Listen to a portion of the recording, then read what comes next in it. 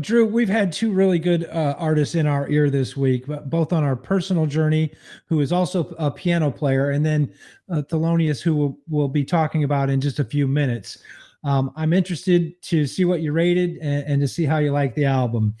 I'm going to take just a few minutes. Today is Veterans Day. We're recording on Veterans Day, but you won't see it for 10 days later. But happy Veterans Day to all of our veterans. Now, if you don't mind, I'm just gonna hijack the first few minutes of this episode. Please do.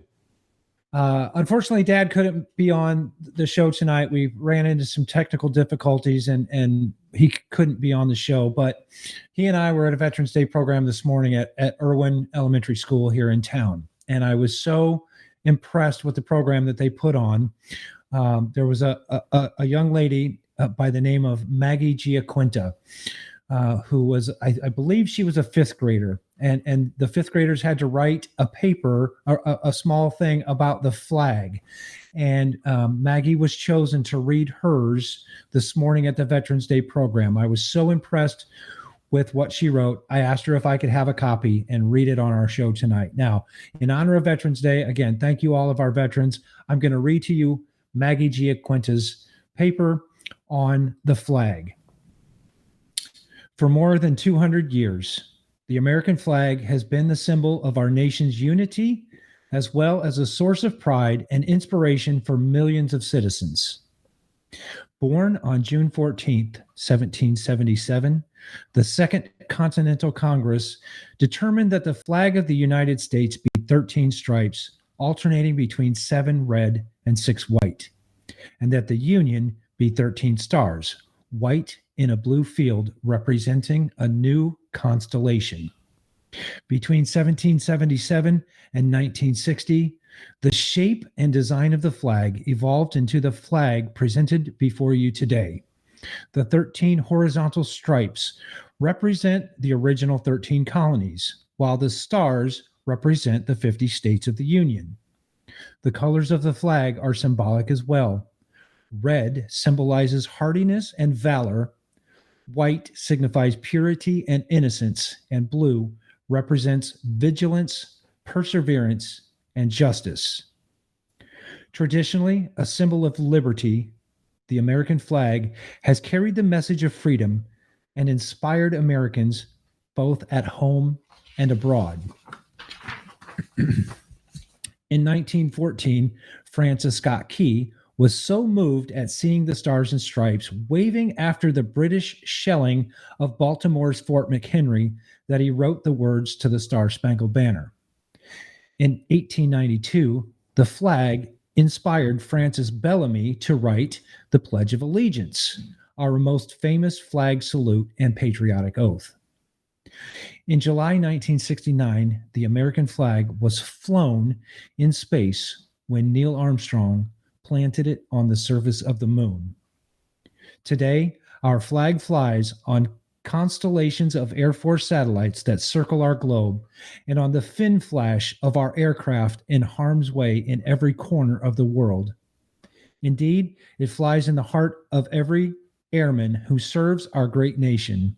The sun never sets on our U.S. Air Force, nor on the flag we so proudly cherish. The words of a fifth grader. Wow.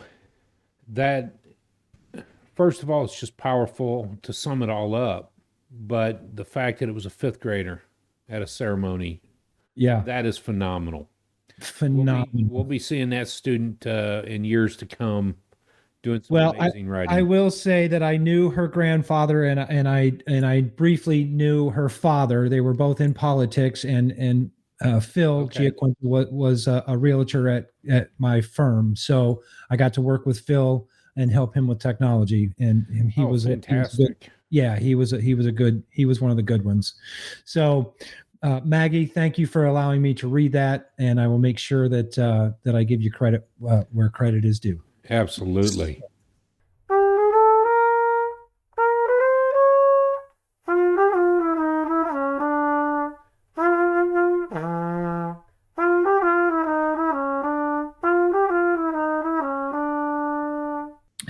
again, just thank you for letting me do that on the episode. And now let's move into your two minutes of how your music was this week. What was music like for you this week? A lot of great music coming through.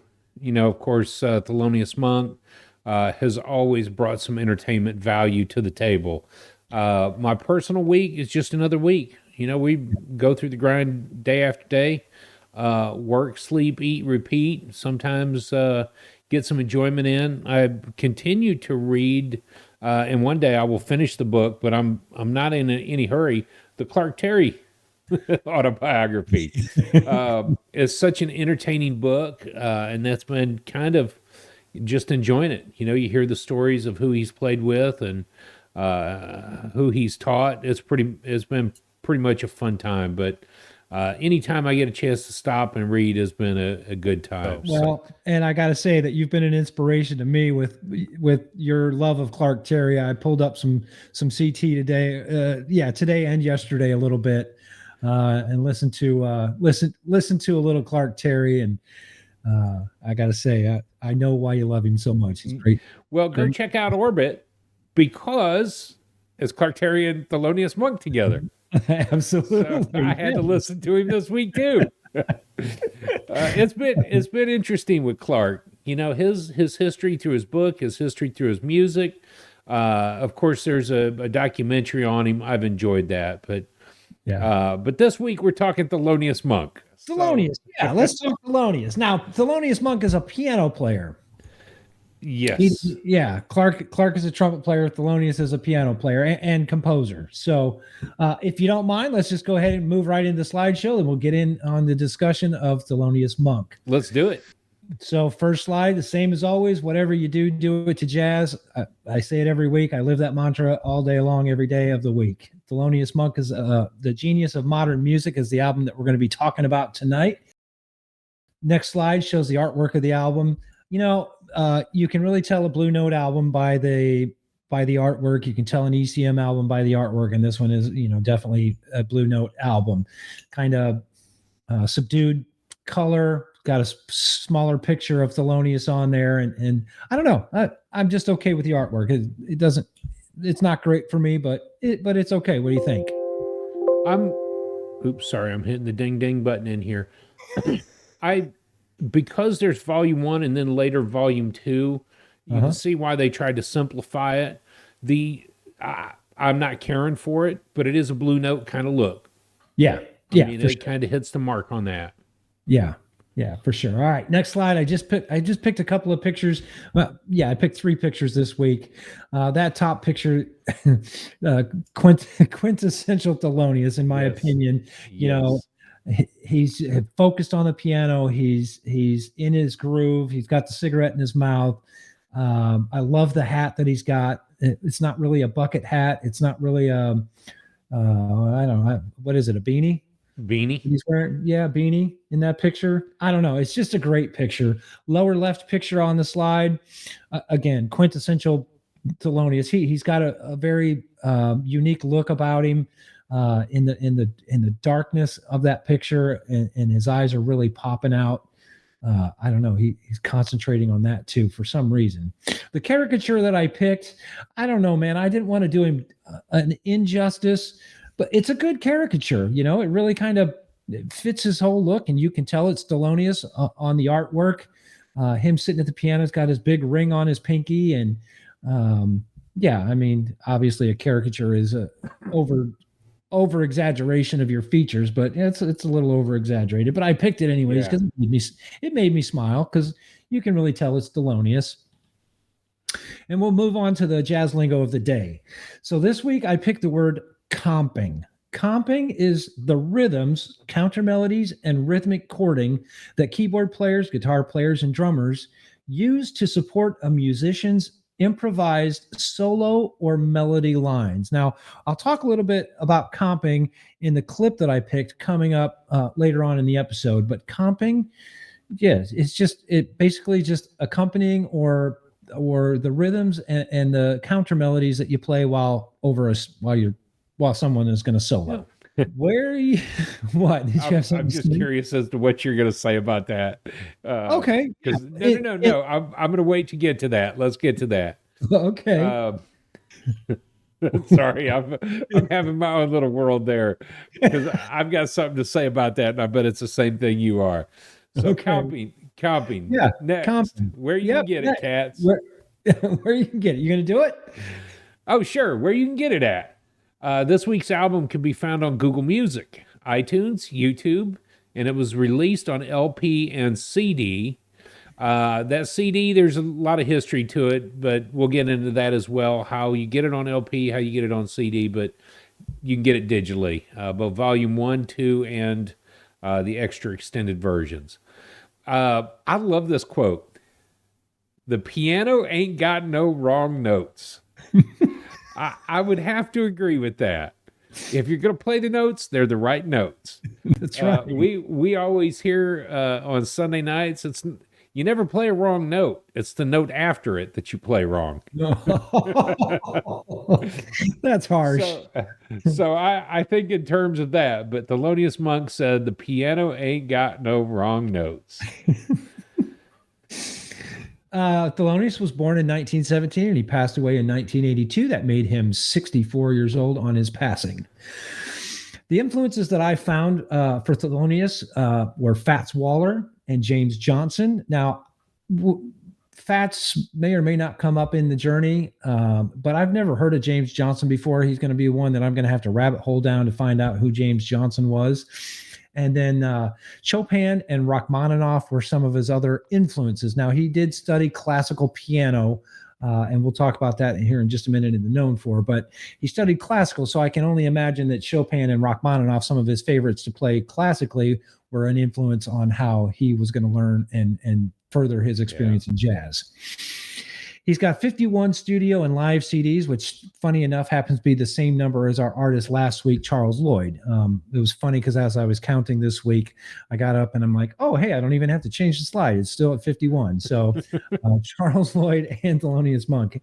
And man, that's just a lot of work. If you add those two together, that's 102. Even if they're 45 minutes each, that's a lot of music to listen to. But Thelonious got 51 studio and live and then 12 as a sideman. The genre that's listed is jazz and bebop. Now, the bebop genre, we'll just move right into the known for. The bebop genre, he was pretty crucial in forming the bebop style in the first place. So it's no surprise that the bebop is listed as a genre for him. So he started the trumpet when he was a child, and then at age 9, he switched to playing the piano. He did study classical piano until it was clear that jazz was his main focus. And then his instructor said, look, I got nothing to teach you. You're going to do your own thing anyway, so be on your way. And the instructor was the primary violin player who studied under the conductor of the New York Symphony Orchestra. Yeah. So it was no chump that he was taking lessons from. And so, he just said, hey, you're going to play jazz. You're going to do it your way. See you later. Again, he was very crucial in forming the bebop style. I found this interesting. The next bit of information that he did want to join the military, but he was psychiatric rejected, and it was during World War II. So that may come up in discussion a little bit later. Was he a genius or was he crazy? I don't know. Another little bit of information about Thelonious. He took a rap for his buddy Bud Powell on a narcotics charge. They got pulled over one night, and the cop found some stuff in the car, and he did not want Bud Powell to get in trouble, so he took the rap and lost his cabaret card. Was it cabaret card? Yeah, he lost his cabaret card in New York and couldn't play for a while because he took the rap for Bud. We haven't talked about Bud yet. Hopefully we get to. Oh man, I know, right? Because hopefully we would get to. Oh boy.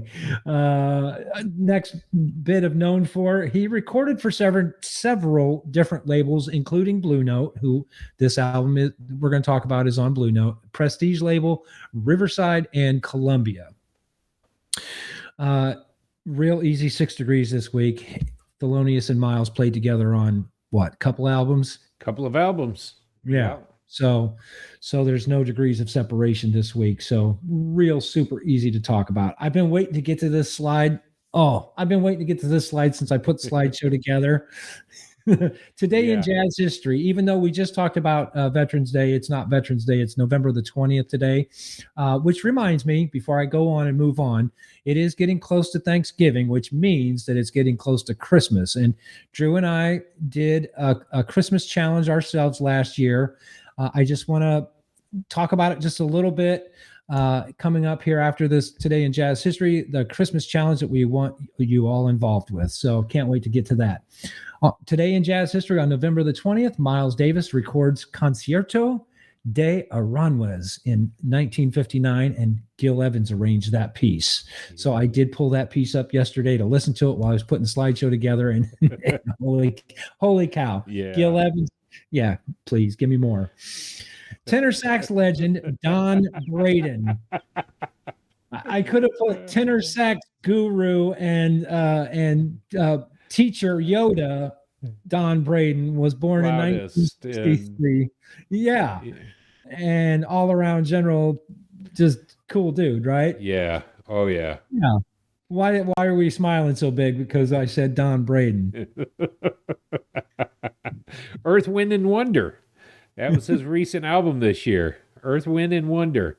He is a jazz instructor at the Litchfield in New York. They've got just about 400 students every summer, and he is also the director of the Texas Jazz and Blues Camp that takes place here every year. That's awesome. I'm glad you saw that name and brought that up. That's cool. Thanks. Oh, happy birthday, Don. Happy birthday, Mr. Braden. Mr. Braden, sir. Yeah, Mr. Braden, sir. Love the picture. We'll talk about this in just a minute too, but Thelonious was one of the only 5 jazz musicians to ever make the cover of Time magazine. The last quote on the slideshow, "You've been making the wrong mistakes," by Thelonious Monk. Been making the wrong mistakes. It's okay to make mistakes, you're just making the wrong ones. To that quote, and I'm going to put the link in the description down below. Somebody did a YouTube video from, I'm drawing a blank who it was. One of the performers that played with Monk had 25 lessons from Monk, things that Monk did and said over and over and over again.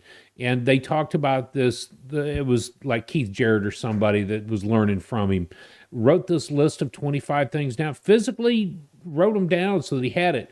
You're making the wrong mistakes. And they both laughed at the same thing. You're making the wrong mistakes.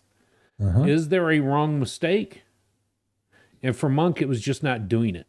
Just not playing or not playing. That was the wrong mistake. It was kind of like a Yoda statement. Do or do not. Yeah. How does he say that? Not. Yeah, so, do or do not. There is no try. I've got the sign posted right here so I can see it every day. Yeah, so I'll put the link to that video down below, the 25 lessons learned. And I wish I could it was earlier today. But the reason I was laughing earlier about comping is that at some point in time, there may or may not have been a dispute between Mr. Miles Davis and Thelonious Monk.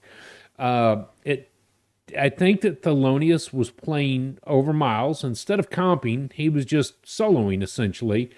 And during their recording of these albums, Miles got a little cross with him. And I can imagine from watching some of the documentaries on Thelonious that Monk didn't care. Miles didn't care. But I think that it was a lesson learned from Miles earlier when he was trying to get up on stage as a kid.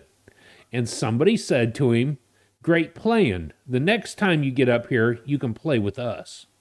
Basically to say that Miles overblew and burnt his welcome up there. And so I can imagine that Miles had already learned that lesson. Here's a new individual to the music scene, Monk, who is not really comping or filling in, but rather just running the show on his piano.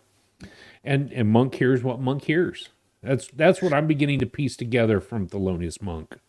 In the article that I was reading, Miles stated later that people thought that they almost came to blows and that they were super mad at each other, and not that they hated each other, but that they didn't want to work together. And he set the record straight. He said flat out, once it was done, it was done. We were never going to argue and fight about it. But yeah, he ticked me off, and I, I blew my top a little bit, but once it was done, it was done. So so he did clear the air on that. But yeah, I was reading that too. That's not why I picked comping. I don't know. I picked it. I think it's brilliant because typically as a pianist, you're going to hear more of that comping. There is a rhythm section. You got your bass guitar, your drums, your guitar, and your piano. They would typically fall into a rhythm section. But when you've got people like Thelonious Monk, Bud Powell, Keith Jarrett, and I think about Herbie, but Herbie just fell in. He was the rhythm section kind of guy. They're going to stand out. They're going to play. And so I think it's crucial. But before we go too far about Thelonious, I want to hear some of the audio so that we can really get in to what we wanted to get down.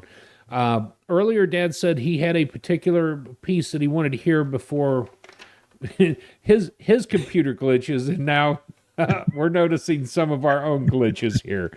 So, Dad, you may not have missed much, but Dad wanted to hear at least one song. I'm sure he had 3 picked out. But he had 3 picked out. I said you get your choice of one. So here's what he picked. He picked song number 2. Song number 3 on the album, and it's Round Midnight. And he would like for me to start at 1 minute and 10 seconds. So here we go. We're going to listen to a little bit of Thelonious Monk playing Around Midnight.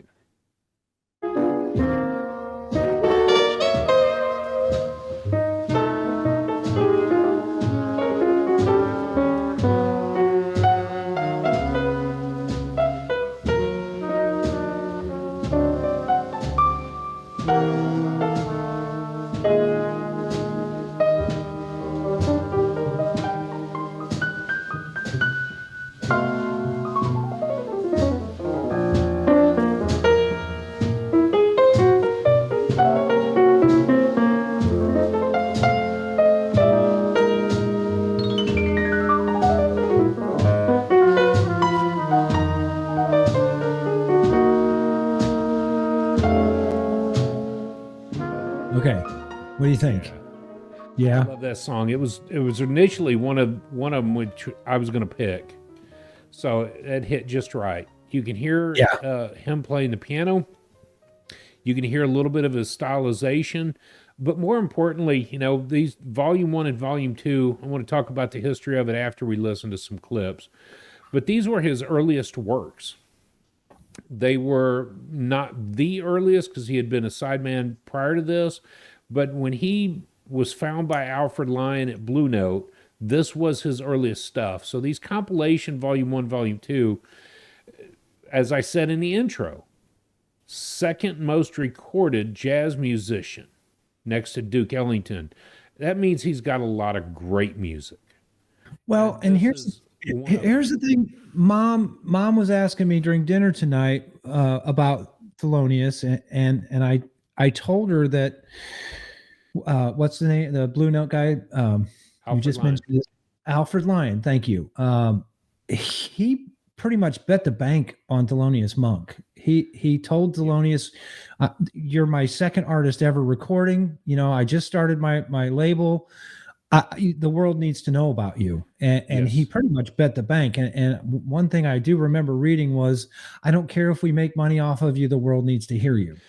Now, that being said, I don't know, that version Around Midnight, it doesn't do much for me. It kind of sounds like a funeral march, which Round Midnight's not supposed to be a happy, fun, fast song anyways. But this one, the tempo is slow, and I'm being picky. Don't get me wrong. We are not connoisseurs. We're still unconnoisseurs. But for me, that version, it didn't do much for me. The blue notes that he plays, the chromatic notes that he hits simultaneously that almost sound wrong. I was telling Mom, I don't know if he's a genius or if he's IQ for jazz was just so far in the clouds that it's above my head. Yep. So the clip that do you want to play your clip or you want me to play my clip? Go ahead. Let's do it. Yours. Okay. All right. So the clip that I picked is song number 4. It's I Mean You. And I'm, again, going to start right around 1 minute. And we'll just go for about 30 seconds here. Let me get that queued up.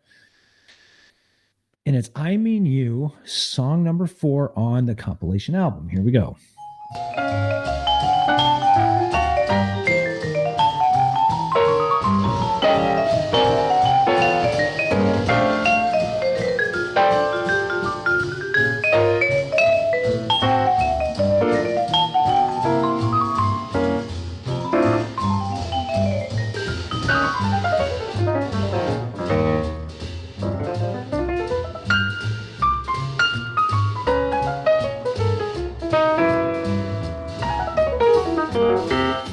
Okay, so you got Milt Jackson on the vibes. I know. I know. I could have played the whole piece.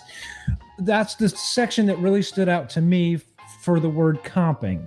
Now you got Milt Jackson just going to town on the vibes and just nailing his little vibe solo, and Thelonious takes a back seat. He's just playing a few little chords here and there where he needs to, just to stay in time or whatever, while Milt's going off on the vibraphone. Then Milt backs off and lets Thelonious come to the front, and he's just comping in the background, ka-ding, ka-ding, ka-ding, and Thelonious is doing his thing on his part of that song. So that for me really stuck out as far as the comping goes. And you can hear it in a lot of jazz musics where, a solo will be going on and you don't want the guitar over riffing or whatever during a trumpet solo. You just, want him doing a steady beat or whatever. So yeah, that's what I had to say about comping and my choice for. Comping reminds me of something. Wynton Marsalis said this in a lot of the interviews that he does. Music, it's about us first. Or I'm sorry, it's about me. Then it's about us, but it is also about the democracy.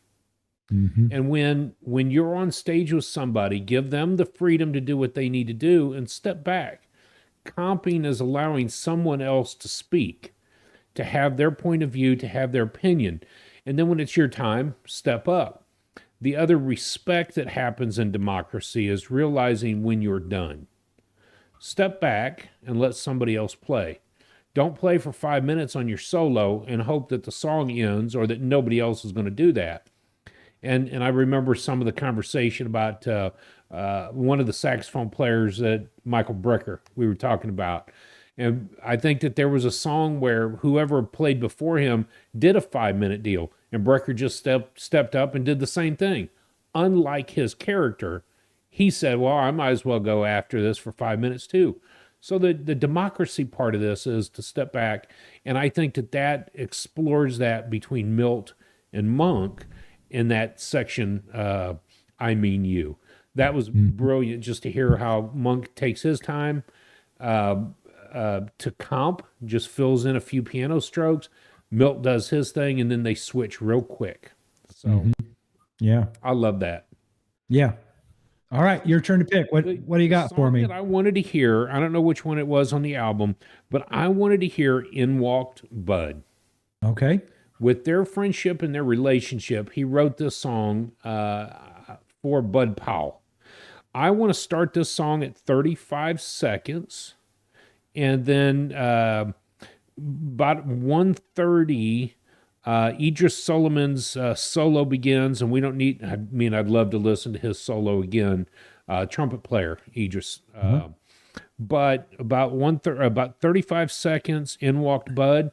It gives you a chance to hear the melody of the tune, and then you really hear for the first time Monk's stylization of piano.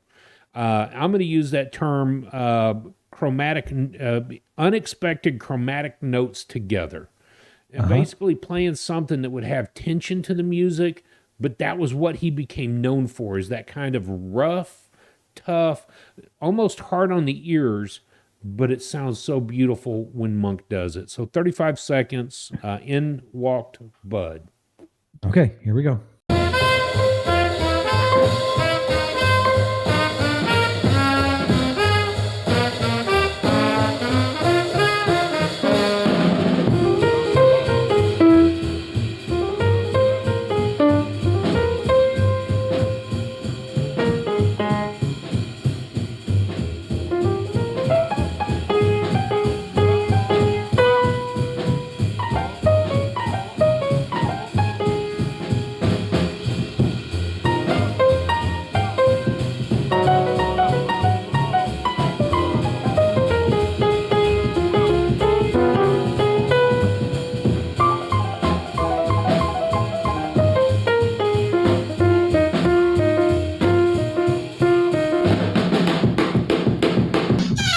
Okay. Do I have to stop? 'Cause- No, because Idris Sullivan just kills it right there. That trumpet solo is going to be rocking.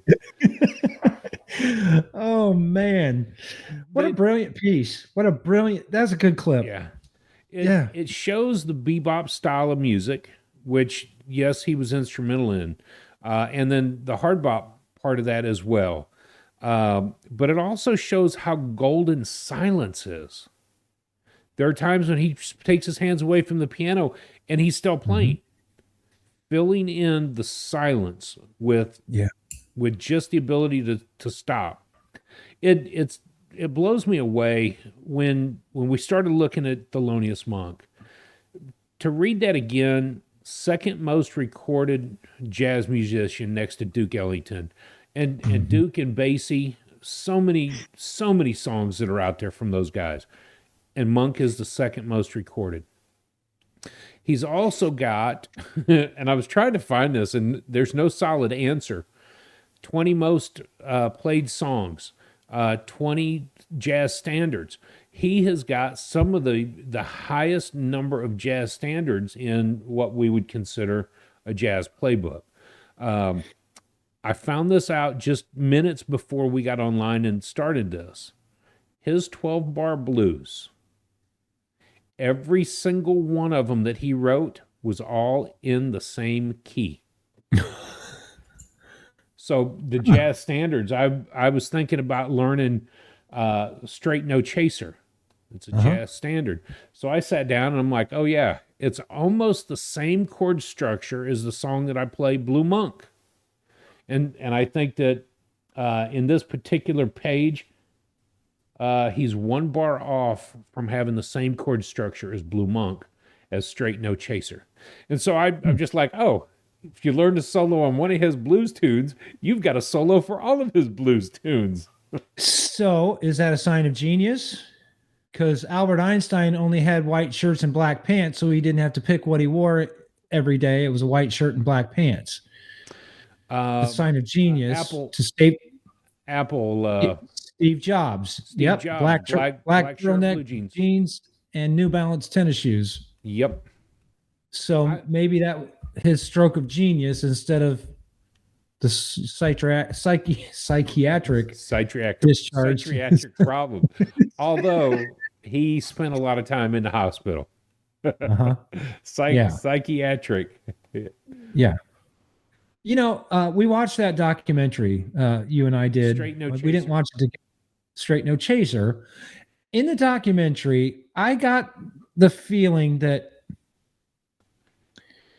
not that he was a loner, not that he was an introvert, but that he was inside of his own mind. He would rather be there than pretty much anywhere else until he got in front of the piano, and then he was comfortable. Also in Straight No Chaser, the thing that really sticks out to me, this dude had no rhythm dancing. Like Nope. he would move his feet. He'd move his feet however he wanted to, not in time with the band and not in time with himself, and at a different time than his hands were going. He again, is it genius or was it because he was cray cray?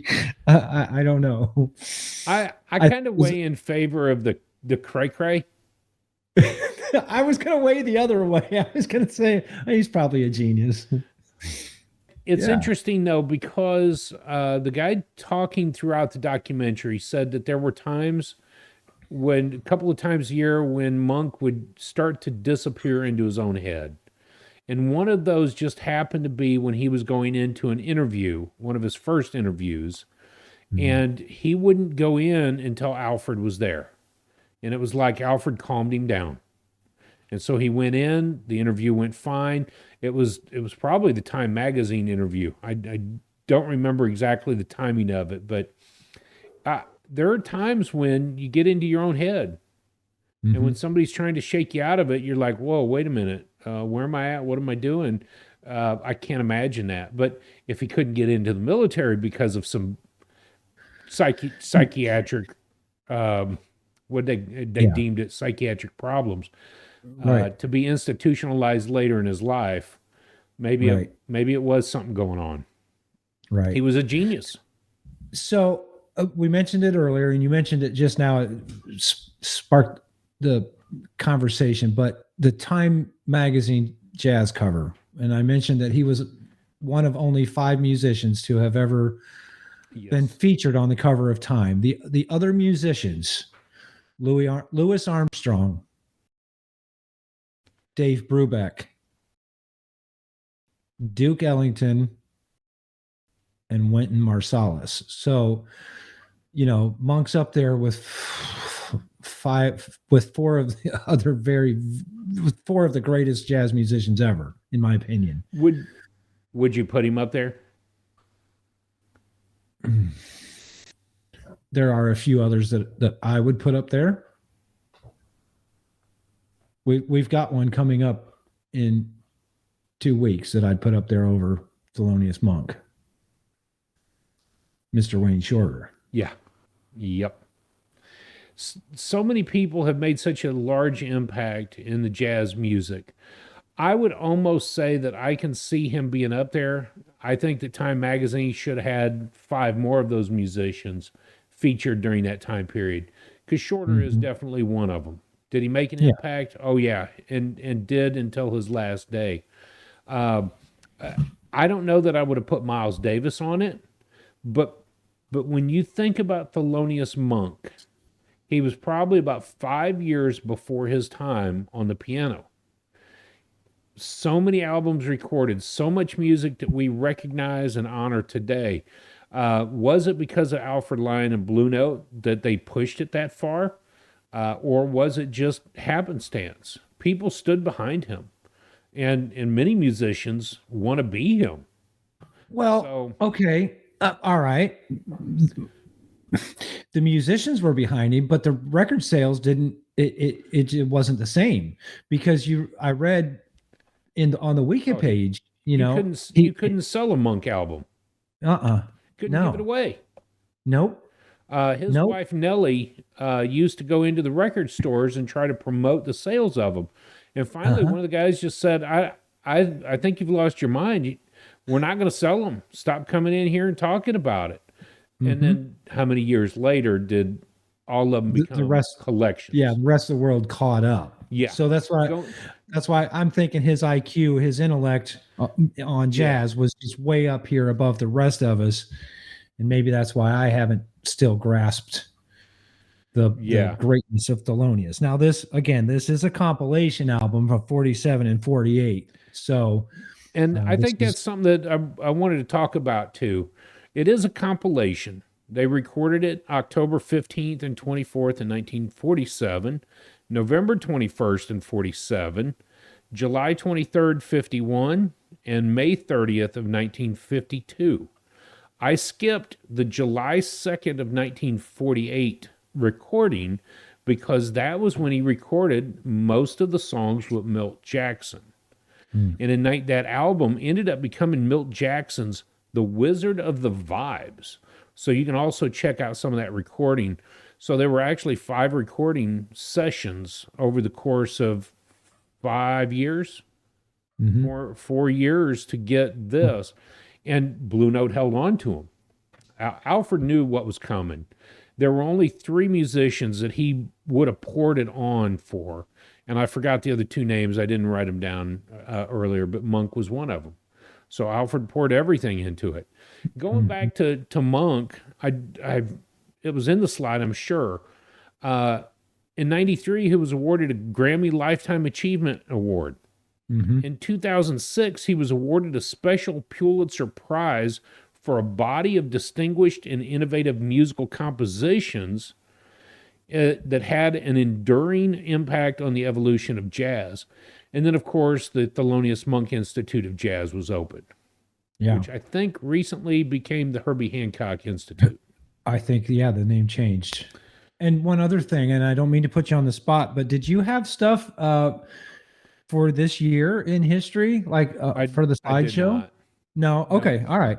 I was just checking. I got sidetracked with all of his music, and we did this January 23rd of this year is the first time you and I listened to Monk, and there was so much that I missed. about Yeah. who he was. Yeah, we watched Straight No Chaser and some of the other documentaries and things, but I did wrestle with, is he really just that great? And I think my answer was, yeah, he really was. Solo, how many other albums did you listen to of his?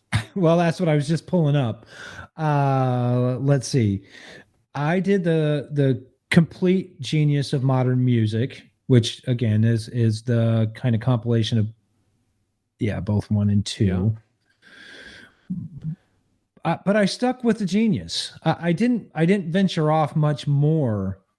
Um, I don't know why. I should have maybe, but I was pretty content right here with modern with volume 1 and 2 and then the complete.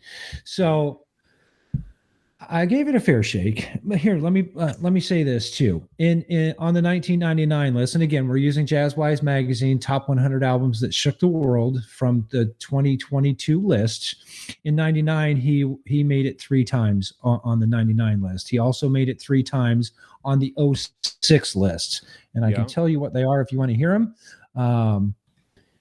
In '99, it was Art Blakey Jazz Messengers with Thelonious Monk at number 17, banging album. At number 36, it was Brilliant Corners, which is Thelonious Monk. And then at number 4, the complete Blue Note recordings. So they do give away a secret. That. Yeah, in the magazine. So if you're following along in the magazine and you're reading the paragraph, we're not going to give it away on the episode, but you'll know what is coming up in the far future, because we're on episode 57 and they're talking about number 7. So, but again, he made the list at least once this year at number 57. So I'm thankful that it's at 57, and I'm glad we didn't have to wait until way down far in the list to experience Thelonious. It puts the standards in your ear to know that he's the one that wrote them. If you'd asked me last year who wrote Round Midnight, I probably would have told you it was probably a Miles Davis song, because he's the one that I can hear. He's the one that I can hear him playing the song the most. And I've been like, oh yeah, that's a Miles Davis song, when actually it's Thelonious Monk song. So I'm glad, being an unconnoisseur, that we're still learning even at number 43. Because we're not even halfway done with the journey yet, and we're still learning all we're learning about. Well, artists. I checked out Brilliant Corners because on song number 5 it was Clark Terry on trumpet. In my week of his stuff, I covered a lot of things. Obviously, the Clark Terry in Orbit with Monk on it, and to hear how he played with other people. Monk's Dream, Thelonious Monk's Septet, Solo Monk, which was just a great album for me. Monk on Monk, Monk meets Art Blakey, and then the album Straight No Chaser. Of course, Milt Jackson's Wizard of the Vibes, because this was all part of that recording. Wow. Just, I got into that rabbit hole and tried to find out. I wanted a list for tonight of all of the jazz standards. And a jazz standard is something that will be played over and over again. It's a standard jazz tune that almost every jazz musician should learn. I have used what's called the Real Book. Let's see if I can get it on screen. I'm a B-flat instrument player, so it's in B-flat. There are like 5, actually I think there's 12 volumes of this, and that's got 500 jazz standards in it. Out of this 400-page, 500-page book, there are probably 30 compositions by Thelonious Monk in this one book alone. So yes, if you listen to Monk, chances are you will have known these jazz tunes and never knew who put them together. Right. So I think that, he was pretty much a genius. Okay, let me ask you a question. Did it shake your world? His dancing on stage shook my world. He is way off beat. He dances around, and in the documentary, when you watch it, he's up dancing and forgets that it's his turn to play. So he hurries up, and he's still 5 feet away from the piano and dancing runs around over there, and the band's just laughing. Man's a goober, but yeah, it shook my world. What about you? It did, and I'm sorry to say that it took us doing it on our personal journey, and then it took us recording this week for me to put him back in my ears. But man, I think he's gonna start coming up more on my playlist. The more and more music that I listen to and get to listen to, he's gonna be one that I'm gonna start picking more often to come back to and listen to. So yeah, it definitely shook my world. Are you ready to rate this album? Oh, I am. Okay. All right. I am. I'll start off then. This week, when we went through this album, I gave it a 9. 9 out of 10. Okay. I was pretty proud to be listening to it. Now, I have played for a little over a year Blue Monk, which, by the way, as we wrap up this video, and probably in the intro, I will have played the trumpet part for the intro and outro of Blue Monk, so you'll hear the head as I squeak through it. But nice. So I knew the song. I knew a little bit about Monk, and I knew that he was heavy-handed on the piano. He used his big hands like they were actual hammers on the keys. But to watch him play was just magnificent. Yeah, for sure. Okay, this week, I don't know why, but this week when we rated the album, he was down at a 7 for me. And I gave this album a 7 out of 10. I'm not sure if I'd change my score this week per se. If we could, we don't do that. But he's a jazz great, and I should be more appreciative. Yeah. I probably could have been swayed to a 6, but I probably could have been swayed to a 9. So I just kind of went right in the middle, and it said down the road 7 for me. So that's where I landed. And I'm glad that we're different. You and I, we rate music a lot, very, very similar. I'm glad that you enjoyed Thelonious this week. And I don't want to say that I'm sorry that I didn't enjoy it as much, but that's just where I'm at. After 43 weeks of doing this, you notice that our scores really do have some similarities. Yeah. Very rare in 43 weeks have we said, we're complete opposite of it. And so it is good to check that out. Again, we are brothers. We came up maybe a few years younger than you are, but in the same time period, in the same life, in the same house. So our musical experiences growing up were the same. We're similar. Your experience, obviously, in the military was very different than my time period, which is what led us to this. But from that standpoint, the vibrations of those songs, that music and the style have all hit us pretty well. So, yeah. Absolutely. You ready to turn the page? Oh, I'm ready to turn the page, baby. I'm ready to turn the page.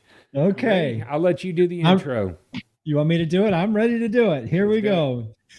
Number 56 on the list. And again, we are using the JazzWise magazine top 100 albums that shook the world. And we are counting backwards from 100. And we are actually on number 56. Count Basie, the original American Decca recordings. It was released on the MCA and GRP label on CD.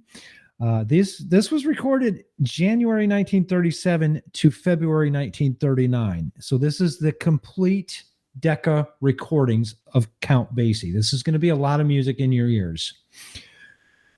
We talked about doing a slide here for where you can find it. So Drew, if you want to put the slide back up at this point, you can find it on looks like on GRP label. It was released on CD. I'm sure you can find it on LP. I know you can find it on iTunes and Google Music. So that's where you can find this album to put it in your ears for this week. Next week, we'll be talking about Count Basie, the original America Decca recordings. Now, Count's a piano player. So we got Thelonious this week on the piano, Count Basie next week on the piano, but Count Basie was a big band leader as well. Drew, you're just sitting there smiling. I know you're pre-basking in the butter of I Count am. Basie. I am. Well, we I got was looking back we over got here. Turkey Day coming up. We got Turkey Day coming up, and I know Ooh. you're basking that in that butter of Count Basie, Oh, Basie butter. yes. Well, it's weird because of 37, 38, 39, disc 1, 2, and 3. We're in for a couple of hours for sure of Count Yeah, Basie Big Band.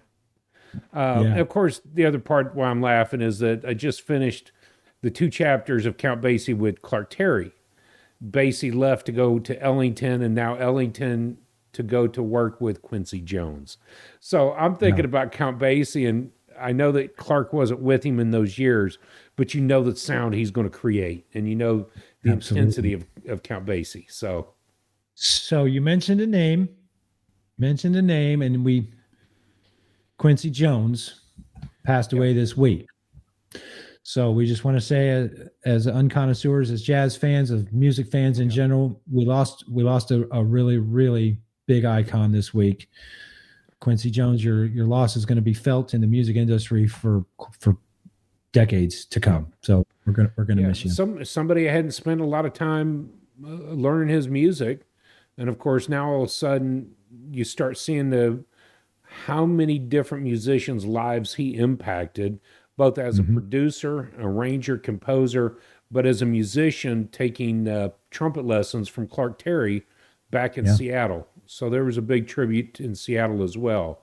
Big deal. So yeah, it To was a move on from that and produce Michael Jackson's Bad uh, and Thriller albums, yeah, to working with Herbie Hancock, to working with you name it, you name a musician, you could probably tie it back to yep, Quincy Jones. yep. So yeah, definitely lost a big one. Now we're jumping all over time frames this week, and I apologize for that. With Veterans Day and Turkey Day and yeah, we're just all over the place this week. So That's been this thanks for week, anyways. Though for me, kind of I scattered, know anyways. thanks for staying with us. I really appreciate it. Count Basie, the original American Decca recordings. Any last Drew, what thoughts? I was just going to ask you that same thing. Any last thoughts? My time with Thelonious, I'm glad that I had it. I'm glad that we get to move on to Count Basie this week. Looking back at Charles Lloyd last week, I put Charles in my ear again this week, but I had some Clark Terry in my ear this week. So, wow. I mean, it was just a great week for me. Yeah. Just a great week. Yeah. How about So you? as you, oh, yeah, it was a great week with Monk, and I look forward to coming back to him again. I know that we will see him again, just because of the paragraph, but I'll enjoy his compositions for a long time to come. Yeah. So you can always find us on the web, theunconnoisseur.com. Please drop us an email, theunconnoisseur@gmail.com. Check out Matt's TikToks at The Unconnoisseur. And of course, you're here on YouTube at The Unconnoisseur, as well as all of our peeps out there on the podcast listening. We thank you for that. I had one other thought in the middle of that, and then I just absolutely, completely drew a blank on all of that. Thank you, by the way. We got a great comment. I don't have his information in front of me.